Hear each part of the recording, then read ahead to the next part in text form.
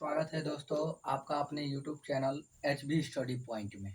आज और एक और जो धमाकेदार वीडियो है आपके सामने किसके ऊपर है? अघोष और सघोष के ऊपर। ठीक है, अघोष और सघोष के ऊपर वीडियो है। बहुत सारे बच्चों का कमेंट आ रहा था, गुरुजी अघोष और सघोष क्या होते हैं, इसके बारे में थोड़ा हमें समझा दीजिए। दिक्कतें आ रही है परीक्षा में। यूपी पुलिस का फॉर्म आने को है, UPSI का भी फॉर्म आने को है, तो बच्चों के बीच में इस तरह की जिज्ञासाएं थी कि थोड़ा इसको समझा दीजिए, कैसे कंफ्यूज हो जा रहा है। ऐसा नहीं कि नहीं समझ में आ रहा है, समझ में तो सबको आता है, लेकिन थोड़ा कंफ्यूजन हो जा रहा है। कोई ऐसा है नहीं कि वीडियो एक बार बना दे रहे हैं उसको आप देखिएगा, कोनो प्रकार का कंफ्यूजन होने वाला नहीं है। वीडियो देखिए, कंफ्यूजन खत्म। ठीक है, देखिए पढ़ने के लिए बहुत सारा किताब है, बहुत सारे स्रोत हैं, कहीं से भी पढ़ लीजिएगा, लेकिन दिक्कत है उसको याद रखना। कैसे याद रखा जाए लंबा समय तक? आज पढ़े, एग्जाम 8 महीना बाद है, तो बात है ना। तो कैसे याद रखा जाए, कैसे समझा जाए चीज़ों को, तो इसको हम आपको ध्यान से समझाएंगे कि कैसे इस चीज़ को लंबे समय तक याद रखना है। आइए देखते हैं।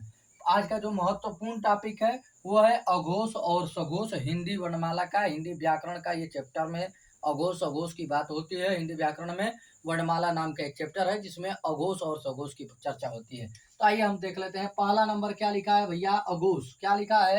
अघोष लिख ले है। क्या लिख ले है? अघोष।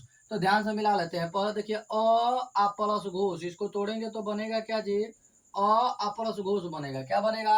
अ प्लस घोष। अ का मतलब क्या होता है? अ का मतलब होता है नहीं। अ का मतलब क्या होता है? नहीं। और घोष का अर्थ क्या होता है? घोष का अर्थ होता है कंपन।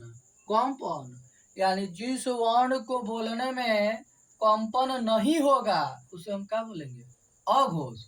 यदि एक चीज आप ध्यान रखेंगे, हिंदी व्याकरण में चाहे मुहावरा हो, वाक्यांश के लिए एक शब्द हो, आगे अ का प्रयोग किया गया है, तो मुहावरा में चाहे जो वाक्यांश के लिए एक शब्द रहेगा उसमें नहीं जरूर आता है।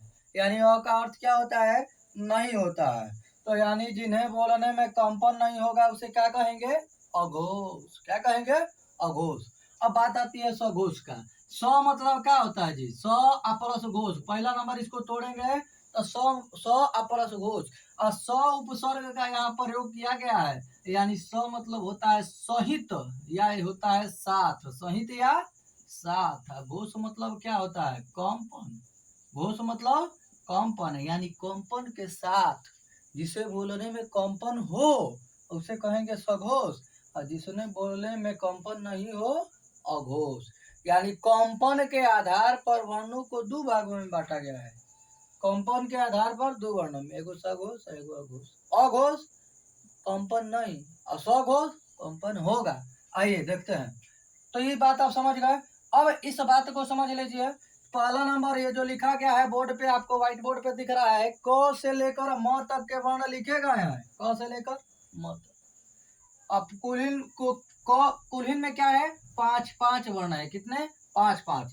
तो देखिए पहला नंबर, इसको हम कहते हैं क वर्ग। इस वर्ग का क्या नाम है? क वर्ग। एक वर्ग बना रहे हैं, पांच पांच का एक समूह बन रहा है, एक वर्ग बन रहा है, इसीलिए ध्यान समझेंगे, इसीलिए इसे हम क्या कहते हैं? वर्गीय व्यंजन। ध्यान समझिएगा। पहला नंबर यहाँ समझा देते हैं। स्पर्शी व्यंजन जो क से म तक, यानी क से म तक के जो वर्ण है, क से म तक के जो वर्ण है, ये टोटल 25 कितने हैं? 25। और स्पर्शी व्यंजन जो है उन्हीं को हम वर्गीय व्यंजन भी कहते हैं। क्या कहते हैं? वर्गीय व्यंजन भी कहते हैं। वर्गीय व्यंजन बोले या स्पर्शी व्यंजन बोले एक ही बात है। ठीक है, तो कितनी संख्या होती है? 25 होती है। तो यहाँ से एक बात आप जान गए कि स्पर्शी व्यंजन और वर्गीय व्यंजन कौन होते हैं। तो क से लेकर म तक के जो वर्ण है उसे हम स्पर्शी व्यंजन कहते हैं। सीधा सा बात है जी। आगे चलते हैं, आगे चलते हैं। इसको थोड़ा सा हटाते हैं। देखिए इसको हटा दिया इधर। ठीक है, आ जाओ अब इसको देख लो। हम बात कर लेते हैं कि इनका नाम क्या हो जाता है। तो ये क से लेकर अंगों तक इस वर्ग का नाम है क वर्ग। क्या नाम है?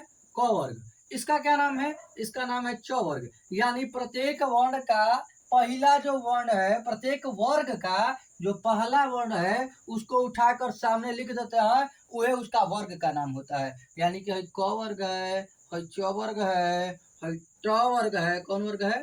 ट वर्ग है आपका त वर्ग है। और ये लास्ट वाला कौन सा वर्ग है? प वर्ग है। कौन सा वर्ग है? प वर्ग है। ठीक है। अब हम समझेंगे कि अघोष इसमें से कौन कौन होते हैं और इनकी संख्या कितनी है। देखिए, प्रत्येक वर्ग का पहला, प्रत्येक वर्ग का पहला मतलब ये पहला हो गया, ठीक है।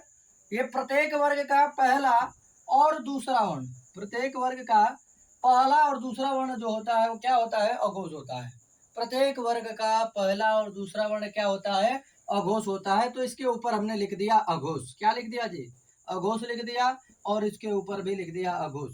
यानी प्रत्येक वर्ग का पहला और दूसरा वर्ण क्या हो गए, अघोष।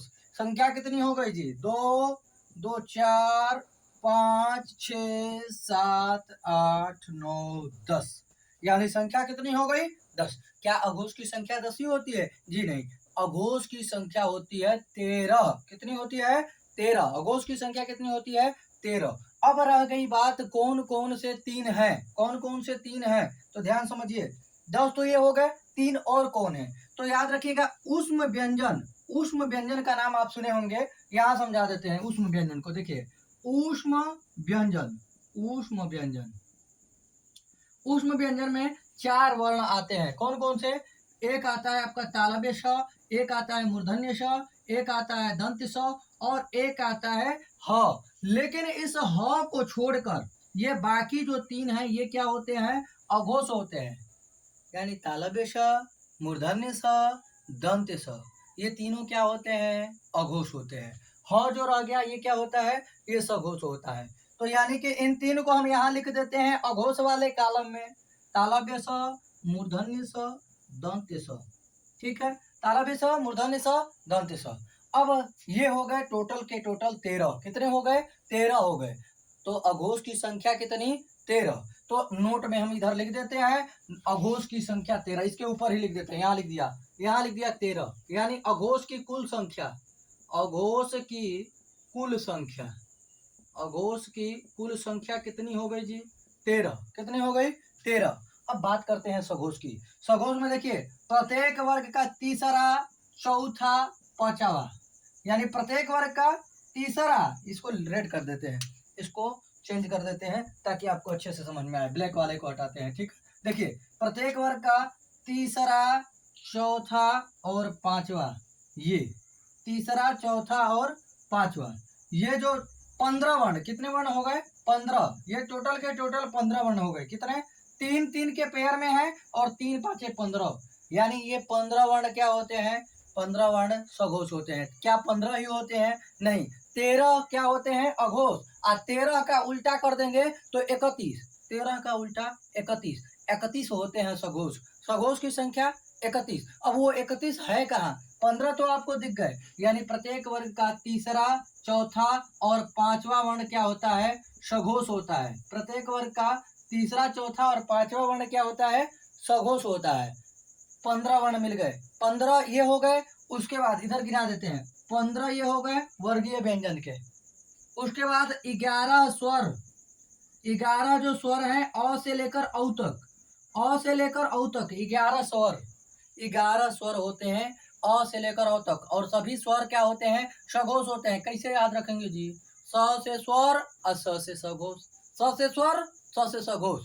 ठीक है, तो 15 और 10 25 एक 26, कितने हो गए, 26। एक जो ये ह बचा था इसके लिए मैंने एक दे दिया, ह, एक ह हो गया। 26 एक 27, 27 हो गए। ठीक है, 4 शेष रह गए। तो आपको पता होना चाहिए कि अंतः अस्थ व्यंजन कितने होते हैं, 4। अंतः अस्थ व्यंजन कितने होते हैं, 4। तो अंतः अस्थ व्यंजन 4, य, र, ल, व, य, र, ल, व, ये 4 हो गए अंतःस्थ व्यंजन। यानी टोटल कितने हो गए, 27 और 4 31 हो गए दोस्तों। कितने हो गए, 31 हो गए। यानी 13 क्या हो गए, अघोष, और 31 क्या हो गए, सघोष। ध्यान से अब देख लीजिए, 15 ठो ये किसके लिए आए हैं, ये 3 3 का 5 पेयर बना है, 15। सभी स्वर क्या होते हैं, सघोष होते हैं। अब 15 10 26 एक 27, 15 10 25 एक 26, सॉरी 15 10 25 एक 26। और ये एक किसके लिए आया है, ये ह के लिए आया है, किसके लिए, ह के लिए, ठीक है। और ये 4, 27 और 4, यह अंतः अस्थ व्यंजन है, क्या है, अंतः अस्थ व्यंजन। इसको मैं लिख देता हूँ, अंतः अस्थ व्यंजन 4 हैं। और ये कौन है, तो य, र, ल, व, ठीक है।